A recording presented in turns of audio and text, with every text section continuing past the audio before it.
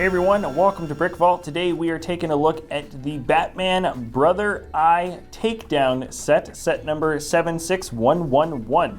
It comes with 3 minifigures. You've got Batman, the very first version of Batwoman that we've ever seen. She's got something that looks very much like a Batman Beyond symbol on her chest, and then a very interesting minifigure, OMAC. It comes with also a really interesting build of OMAC's creation. It's a very odd, kind of awesome, weird looking thing. It's got a light brick in there, really cool build that makes up great detailing for the eye. But right, so there it is. It's a 269 part set, sells for $29.99 in the States. And let's jump into the minifigs first. All right, now I believe all 3 of these figures are exclusive, at least right now, to this set, and they probably will remain that way. I believe OMAC is the coolest, though, from here. He very much reminds me of Dr. Manhattan with, his entirely blue body. The only real color differences here are the detailing that you see for the eye, a little bit of lighter blue to kind of do more muscle definition, and he's got that very odd-looking, kind of intimidating look of a cycloptic head slash face. You can see a little bit of that gold speckling that kind of goes around the side of the face. Obviously no alternate expression because he's kind of a totally bald dude minus the mohawk. There is some sort of weird looking muscle detailing for his body, not totally human, but then again, yeah, he isn't really a totally human looking fig.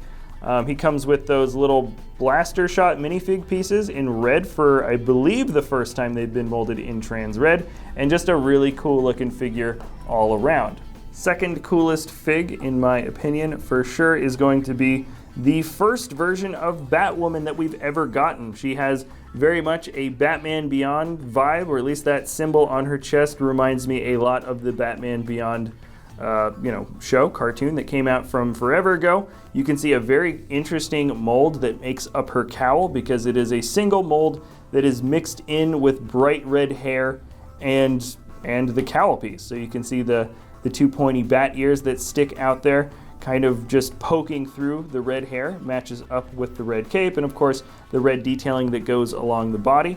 Let me just flip it around for you so you can see some of that detailing on the back, just a bit more of the utility belt and just some more back printing, and bam, this is her first expression.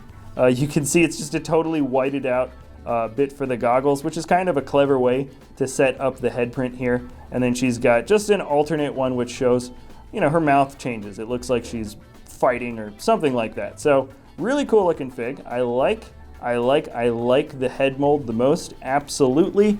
And then I guess we'll take a look at Batman. He's got something that is, I believe, exclusive. It's a bit more simplistic. In fact, pretty darn simplistic compared to a lot of the Batmans that we've gotten from the past. He's probably one of the more basic versions of Batman that we've ever gotten, or at least certainly in the last year or two because of the Lego Batman movie. He's got a scruffy bit of printing to show he's a little bit unshaven, which is a relatively new print that they've decided to do for this character. And other than that, just a little bit of gold detailing that makes up the outline for the belt and also the rim of the bat symbol. Oops, there we go. This is what he looks like from the back. Just some basic, more armor suit back printing with the utility belt, similar to how Batwoman is set up. And he's exclusive to the set, though I have a feeling he's going to be probably one of my least favorite Batman prints to come out for this year. So those are all 3 of the figs. I think they're really, really solid, all exclusive to the set. And now let's get into some of the builds. Maybe let's start off with this giant eye from OMAC. Now this Brother's Eye build is probably one of the most unique sort of villainous vehicles. You can't even really call it a vehicle. It's got these talons that can move around on the side. It just is sort of something that floats in the air ominously, controlled by the cyborg OMAC. And yeah, look at it. It's just such a weird, interesting build. And for sure, yeah, the coolest part is the light brick that you have inside. So you can see this is actually a dish piece on top of a single printed dish piece. So that is a black outline that just shows some sort of mechanical circuit board microchip detailing there on the outside. It looks more like a mouth than it does for eyelashes or anything. And let me put this back on, and it does have one little extra bit of building here, which I like. So you can push this in, so as you're holding it, you can kind of just turn it on whenever you feel like, and it makes that very fun sort of ominous eyeball hypnotic effect. And then you can just put this little brick in here in place. So if you wanted to just keep it on, and this, I've been doing this all day when moving this build around. The antennas have a very strong tendency to break off.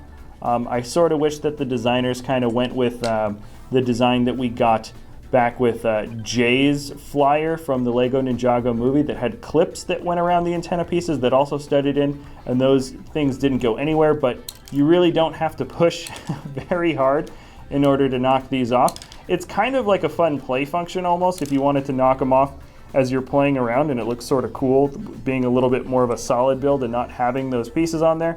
But it is just kind of, that is the one weak part of this particular build. Other than that, I think it's good. Let me put those on later. There is a lot of posability here. You can see a joint here that poses. Also the bottom talons pose as well. There's a posability on a joint piece or a ball piece there, and then some clips too, and that happens for all three of the larger talons. This has the ability to sort of move around, doesn't really go side to side, but it goes back and forth. Just a stud shooter. It clips on easily. You can take it off if you don't like the look. You only get one of them, and you can also clip it onto the other side. So this is the build from the back. Pretty basic looking, but all in all, it's such a unique sort of shape. It's such a unique sort of build that I like it. I think the print here that we get for this eye is by far one of the cooler things. We don't get light bricks too often, and I can't remember if or when we've ever gotten a light brick in a DC Superheroes line set. So I think is a really good choice to use a light brick in here. It absolutely makes it for this build. And for those of you who've been trying to get these quarter dome pieces on BrickLink, they've been somewhat scarce. And now that we get 4 of them in this relatively small, somewhat accessible set, I have a feeling they're going to be making it back onto the BrickLink market. But that's sort of just a side note. Let's check out the Batjet. So what we've got here is a pretty classic looking build for a Batjet. It's got the, it looks very much like the bat symbol from the top down view. I think that look has been best achieved still with the DC Superhero Girls line. That Batgirls Batjet set, I think, pulled off the bat symbol top down bird's eye view look the best still. But this is fun. It's a much more long and sleek build, so the wings are a little bit thinner, a lot longer, so it's very narrow, and that same thing can be said for the 2 points that we have here at the end. We've gotten this mold plenty of times before. It's sort of towards the end it turns into a bit of a rubbery bit because this would be a very pointy thing that I don't think Lego wants to actually have that way, partially because it'll break and partially because it's a little bit more stabby than the average Lego piece. But look at the space that you get for this cockpit. It really, I don't know if we've gotten quite as big a space set up here before. This is one of the new pieces that comes in a lot of these new Batman sets.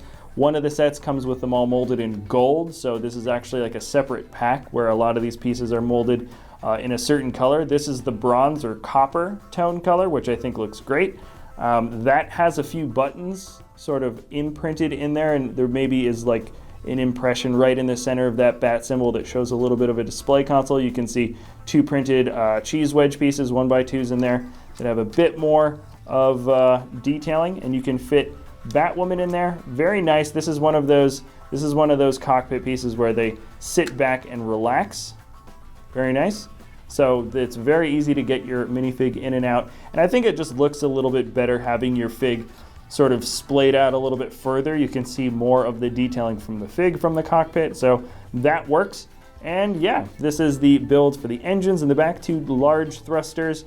If you had extra fire pieces, you could totally stick them in there, or even you could totally fit a larger, maybe Ninjago flame piece shooting out the back, and I think that would really complete the look. But ultimately, it's a pretty nice looking build. These pieces work. It's kind of fun. I don't really know. I haven't totally decided on whether or not I really like this new line of molds, because some of them I think are sort of useless. I can point that out in another Batman set review. I think this one uses them pretty well, sort of slightly and minimally. This, you can see there's another control console piece in Batman's hand, so maybe if he wanted to control or command the Batjet when it's being not operated, can maybe move and control this thing. That's what I'm guessing it's for. And right, the 2 play features, you can see the little stud shooters right in the front. And let's see if we can hit OMAC. I'm not usually the best. I'm looking through my viewfinder. Oh, missed once. Oh, hit him, but he didn't go down. Anyways, that's it for the weapon functions or the play functions. This is the set from underneath. Not a whole lot more going down. You can see just a few trans pieces, which might indicate maybe some lights, some searchlights maybe, just as a little bit of an extra bit of detailing, but not too much going on the underside. So there it is. It's a strong build. You know, you can hold it from all of its little extremities. In fact, even the side here. So very playable, very durable. And let's take a look at the set as a whole. So my final thoughts are this set works pretty well. The vehicle itself, the Brother's Eye, is one of the weirder, kind of more unique enemy vehicles that we've ever gotten from a Lego Batman set or something from the DC Superheroes line, really. So that's nice. It actually does leave an impression on you. It looks weird. It's got the great glowing eye effect. I think it really does look good from both close-up and afar. So that's a really successful build in my opinion. The antenna pieces are annoying. I would say it's fun to kind of play with them and knock them off. Chances are, if this set gets played with a lot, those are for sure, these long black antenna pieces are for sure going to be the things that you lose in the beginning. Absolutely, without a doubt. Of course, minus, you know, maybe the stud shots, but those are almost designed to be intentionally lost. They do give you extra shots for both colors in this set. The minifigures are great. Now, most of the minifigs that come out in any sort of licensed theme like Star Wars or Batman or DC or Marvel or something like that, they pretty much all are going to be exclusive, at least for a time within a set. They always like to have new prints. It doesn't necessarily make the minifigs better or worse, but OMAC is an incredibly unique and very awesome looking villain. Batwoman, it's the first version of Batwoman, very much reminds me of the Batman Beyond symbol, so there's a bit of nostalgia there, and just in general, the mold for her hair is awesome, so pretty solid looking figs all around. It's funny, this is a new Batman, relatively simple, and being my least favorite from the set, which is usually not ever the case, but still a decent looking guy. So yeah, I would say the builds are solid. The Batjet is, I think, maybe the least eye-catching part of it, but it still is a pretty solid build. It still looks good. It's got the long, sleek, slender look as opposed to the sort of wider wings that feel a little bit more like a sort of axe blade or something. This has kind of that more sword daggery kind of feel. So it looks great. I think they've managed to achieve all the different build aesthetic looks that they wanted to within the set. For $30, it's definitely a slightly above average part to price ratio, but it's not an unsurprising price that Lego put on this particular set that we're looking at, and I suppose it's just up to you to decide whether or not you think these characters, these figs, and these builds are really sort of worth your time and money to make. I think it is a solid idea. I think it was a well executed idea for a set, so I'm pretty happy with the way it turned out. And I'd like to know what you guys think in the comment section below. Oh, hey everybody, hope you enjoyed that video. I just wanted to pop in really quick and say that we do have a web store, BrickVault.toys, that sell instructions for super high quality mocks that are built by incredibly talented designers. So that is the first link in the description below. And also there's other videos too. We've got other things if you want to watch that. All right, thanks again for watching, and we'll see you next time at BrickVault.